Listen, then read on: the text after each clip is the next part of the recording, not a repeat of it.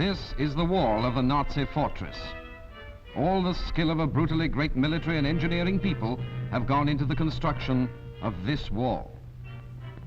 Today, boys from New York and London, from Seattle and Manchester, from Toronto and Montreal, from Marseille, Warsaw and Prague, from Narvik, and from thousands of other Allied homes are doing what Hitler and Napoleon dared not do: cross the waters of the English Channel and attack the fortified coast on the other side.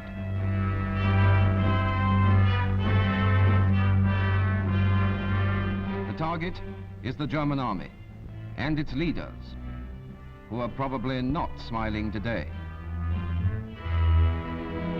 In the hills of Persia last December, today's fighting on the coast of France was planned and put on the Allied calendar. In Britain, the dispossessed soldiery of Europe prepared for the voyage home. The Dutch, the Poles, the Czechs, the Norwegians remembering the bitter spring of 1940. From the New World came the Americans, and on their own soil, the British, who prepared for a different invasion 4 years ago. All waiting for the signal from the men who had beaten the German in Africa, Sicily and Italy, and were now turning their attentions to the Germans in the West. Invasion was every freighter, luxury liner, transport we could lay our hands on.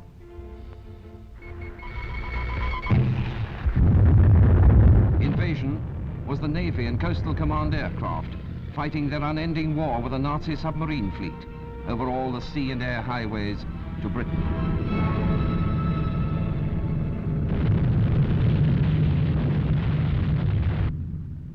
Invasion was the Navy winning that war and making safe landfall with iron treasure from America and the British Commonwealth.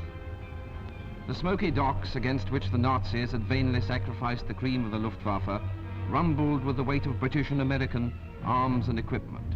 GIs and lance corporals and grizzled civilian longshoremen worked the cranes and hooks that swung the martial wealth of the free world onto the soil of Britain. Here was Montana's copper, Australia's wheat, Pennsylvania's steel, Texas cattle, the nimble fingers of the women in the aircraft factories of California, the sweat and muscle of the Canadian mines.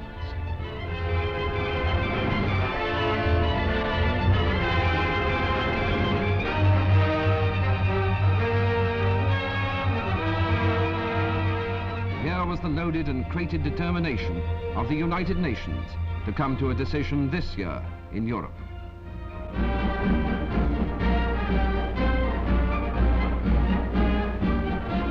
Here were the men who would come to stand side by side with their allies, facing the European coast from the Arctic tip of Norway to the Bay of Biscay.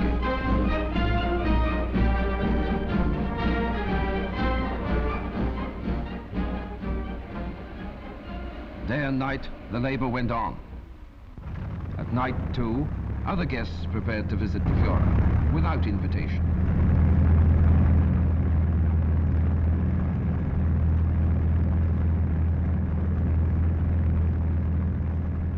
With Britain's young heroes flew the men of the Royal Canadian Air Force and the Royal Australian Air Force, and backing the enormous flow of highly trained flying men into the operational squadrons was the great British Commonwealth Air Training Plan, its training fields stretching across Canada from coast to coast.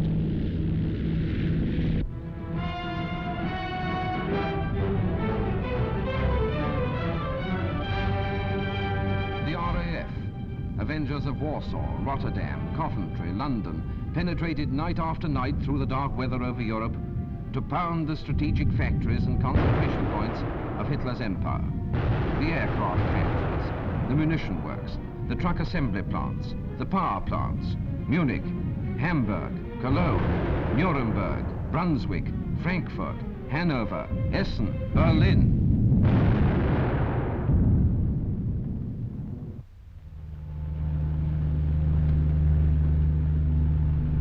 Along the bombed roads of Britain, the star, now worn not only by American but by all Allied vehicles, became as familiar as the advertisement for Bass's ale. On rubber and steel, the goods of war rolled to dispersal and distribution points throughout Great Britain. there to be stored against a day of need.